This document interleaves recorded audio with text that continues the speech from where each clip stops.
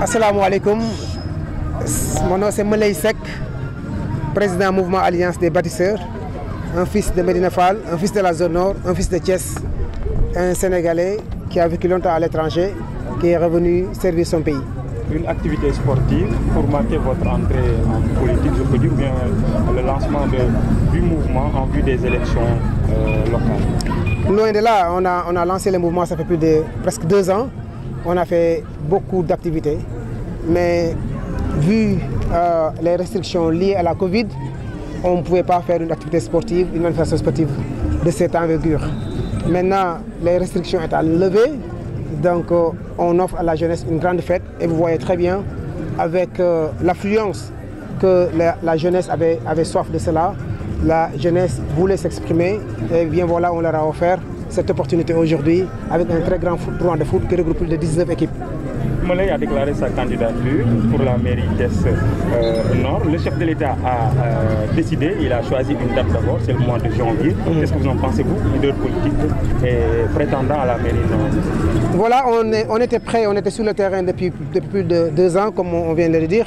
Donc la date ne nous a pas surpris. Étant donné qu'on était là, on était présent à côté des populations, on n'a jamais arrêté d'être avec les populations, pour les populations. Et la date du 22 janvier, on l'attend avec impatience. La candidature, elle est déclarée non seulement pour la mairie de la zone nord, mais elle est déclarée pour toutes les autres mairies de Thiès. Parce qu'à mon avis, j'ai senti que c'est tout Thiès qui veut se libérer de cette emprise politico-politicienne. Donc Thiès va être libéré, on va offrir cette alternative à tous les Thiessois, à toutes les Thiessoises pour qu'ils viennent rejoindre l'Alliance des bâtisseurs. L'Alliance des bâtisseurs présentera sa liste au niveau de la zone nord, au niveau de la zone ouest, au niveau de la zone est et au niveau de la mairie commune, que ça soit clair. Ceci étant dit, on appelle tous les Thiessoises et toutes les Thiessoises et tous les Thiessois à venir nous rejoindre. Vous voyez très bien que l'Alliance a une vision, l'Alliance a un programme, l'Alliance a une ambition noble de servir les Thiessoises et les Thiessois exclusivement. Pas servir les intérêts des uns ou des autres parce qu'on n'a pas d'intérêt personnel à venir dans la politique. La politique pour nous, c'est servir. La politique pour nous, c'est se mettre à la disposition de ses citoyens. C'est identifier leurs problèmes et essayer d'apporter des solutions là-dessus. Donc c'est là un engagement. Voilà un projet très ambitieux. Est-ce que Moulay a les épaules assez larges pour toutes ces charges-là? Autrement dit, est-ce que votre mouvement est assez implanté à Thiès pour prétendre diriger toutes ces mairies-là? Voilà, la politique c'est un discours. La politique c'est une vision. Okay. Je pense que c'est ce qui manque à nos dirigeants d'aujourd'hui et surtout nos autorités locales. Maintenant, cette vision va être partagée par tous les Thiessois. Donc tous les Thiessois, où qu'ils sont, vont entendre notre discours, vont entendre notre ambition, vont entendre notre intention de relever Thiès et d'en faire une ville attractive. Donc on n'a pas de problème là-dessus. Nos épaules reposent sur les épaules de toutes les Thiessois, de tous les Thiessois. Nous, notre force, c'est Thiès. Notre force, c'est les citoyens et les citoyennes thiessois. Donc on n'a pas peur de monter la barre haute parce qu'en fin de compte, Thiès nous appartient tous et on a le droit et on a le devoir aussi de venir s'engager et de leur offrir notre programme. Est-ce que vous pouvez citer un peu de vos programmes et qu'est-ce que vous déplorez du régime actuel? Ce qu'on déplore déjà, c'est ça. Vous voyez très bien les conditions dans lesquelles les jeunes aujourd'hui jouent. Vous voyez très bien les conditions dans lesquelles nos citoyens qui s'activent dans la culture ils évoluent. Vous voyez très bien le manque d'emploi à Thiès. Vous voyez très bien le manque d'assainissement, les lotissements sauvages. Vous voyez très bien l'état de nos marchés, l'état de nos rues et de nos routes, les déchets ménagers. On ne les ramasse pas, ils sont partout, c'est à ciel ouvert les décharges. Donc il y a tellement de problèmes, il y a tellement de défis. Mais on n'a pas peur de ce genre de défis parce que ce sont des défis qui sont vite relevables. On peut les relever de façon très facile si on a la volonté. Ce qui manque à nos dirigeants, c'est finalement la volonté de bien faire. Vous avez parlé parler de la réflexion des infrastructures à Thiès. Quel est le projet de M. Moulay Seck?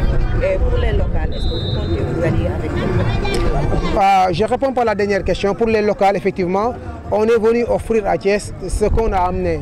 Toute l'expérience qu'on a glanée pendant ces 20 dernières années plutôt, à l'étranger au Sénégal, on en a tellement glané qu'on voulait partager avec tous les Thiessois. Donc on offre l'alternative, on offre l'opportunité à tous les mouvements citoyens. Parce qu'on a vu qu'il y a une floraison de mouvements citoyens à Thiès. Tous aspirant à devenir candidats à la mairie d'une zone ou d'une autre. Donc nous leur offrons l'opportunité de venir nous rejoindre. Et je pense que c'est dans la main dans la main qu'on peut réussir. Je pense qu'on est dans une position médiane.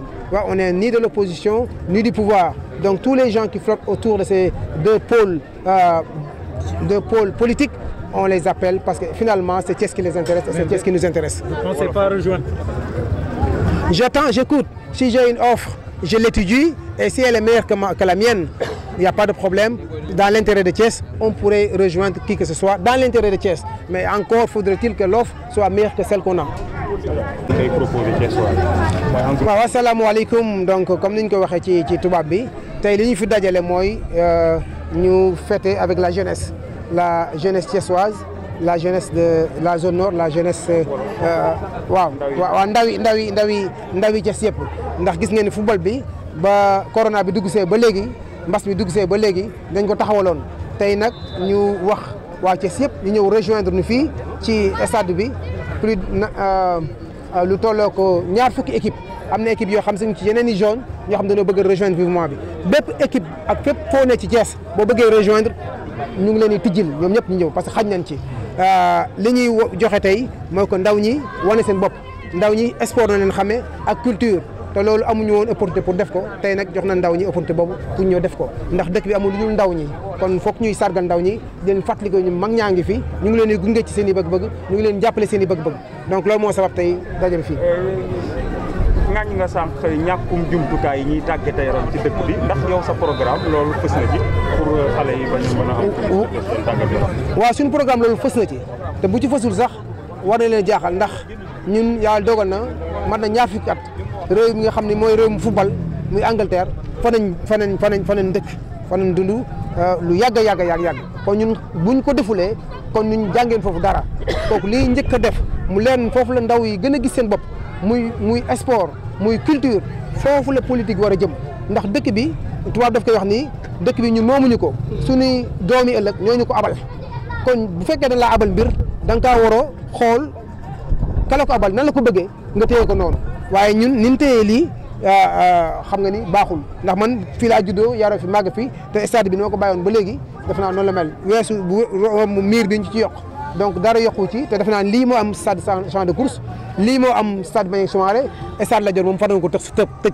donc boobu ba léegi suñu autorité nekk fi te mu ñëw def stade boo xam ne mucc na ayib kon tam loolu c'est question mark la li anglais wax loo xam dañ faa war a taxaw seetlu lan moo ko waral. ñu ne mouvement yi bari nañ lool ñoo ngi ni gàtt ci dëkk bi.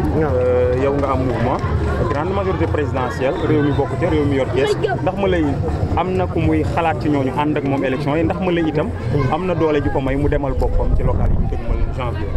waaw doole ji ma am moom doole ji réeré la waaw te doole ji mooy doole Thiès waaw.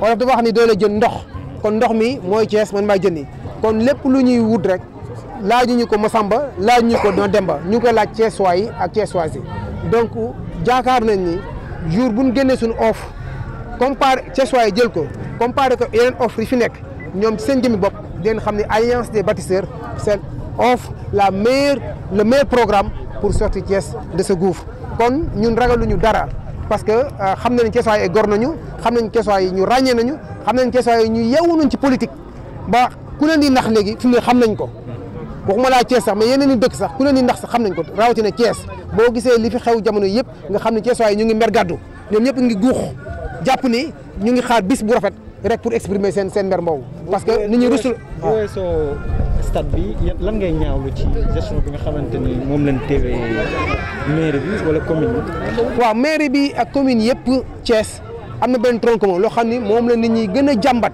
muy foncier.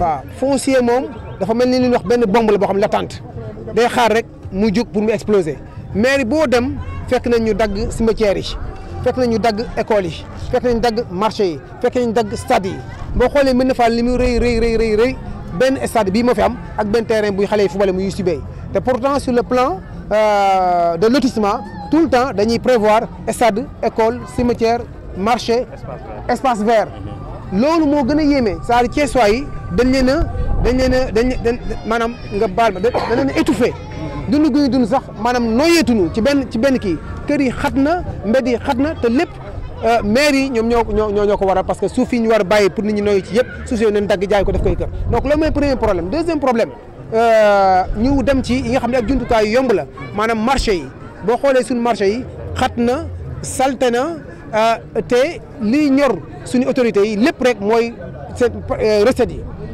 mais recette dafa mel ni delluwaat ci marché bi parce que boo xoolee marché bi mel ni marché Ngelaw bii ñu tim nii fii di leen génne lu mat 11 millions de recettes par année mais amul sax ay toilettes yu décent yoo xam ni nit ñi mën nañ faa suturlu amul sax un système de ramassage d'ordures boo demee mbalit foog nga fekk des na tuuti bu nawet bi ñëwee day taa ba kenn du fa bëgg a dem donc ak yeneen écoles yi dañ manqué ay table banc dispensaires yi centre de santé yi manqué ay garab te loolu lépp pourtant ñu ngi ko prévoir ci budget yi ci rubrique yi donc loolu moo ñu métti ba tey ñu jug ni fokk ñu remettre de l'ordre dans la gestion de nos communes. ñu ñëw ci tournoi bi rapidement. tournoi bi loo ko budgétisé ak lan nga bëgg a defal xale yi ASC yi est-ce que di nga leen accompagner aussi pendant les rencontres ci nawetaan bi. waaw loolu moom fas yéene ko yéene ñuy di ci remercier ndaw ñi di remercier ki nekk seen bopp muy Assane Kane moom moo c'est le mastermind moom moo ko xalaat moo ko exécuté te gis ngeen l'exécution est belle donc ndaw ñi moom. lu ñu bëgg ñu noonu lañ bëgg tu sais ñun depuis le début ñu ngi ci ndaw ñi parce que dañ xam ni ndaw ñi buñ ci investirul bu leen éduqué wul bu leen montré le bon exemple rek boo ëllëgee dëkk bi fu mu jëm du neex donc ndaw yi dinañ leen accompagner ci football bi ngeen a bëgg mais non seulement football mais lamb ji sport bi culture bi fépp foo xam ne ndaw ñi orienté nañ fa ak utum liggéey mi utum xëy mi parce que ñu ngi ci doon investir li njëkk a def en tant que mouvement Alliance des bâtisseurs mooy fexe ba xale yi am foo xam ne fa la ñuy liggéeyee